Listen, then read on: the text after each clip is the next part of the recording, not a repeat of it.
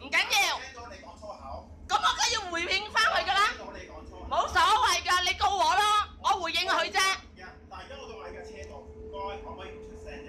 我真係咁多。我回應啫，你估我啞㗎？我跛啫嘛，我唔係啞㗎。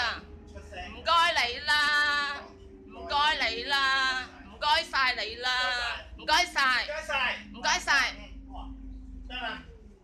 錄啊。唔該晒。我睇你要做電話。落嚟啦，唔緊要。落嚟啦，邊個落嚟啫？落嚟啦，問候人啊媽唔落嚟，咁多人問人老母嘅，唔好意思啊，小姐，細聲好少少啊。好多小朋友喺度啊。小朋友點啫？唔好意思啊，小姐，細聲少少啊嘛。小朋友點啫？關你咩事啫？我已經收聲，你出嚟做咩啫？製造混亂。小姐啊，細聲少少啊，真係揸唔到車啊。翻入去啦，有位你就坐啦。我哋都有自由，我都有自由嘅。咁係咯，自由俾你喺度啊 control 人啊！我哋話自由俾你 control 人啊！我又冇得罪你，我俾人問係我老母，我回應佢啫嘛，有乜問題啊？啊？係啊，有乜問題啊？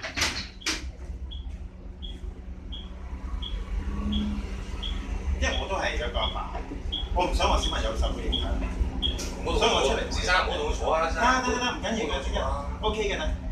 係啊，我真係我搭車就一條心影響人㗎，人哋唔會影響我㗎。我係啊，我好刻意去影響人。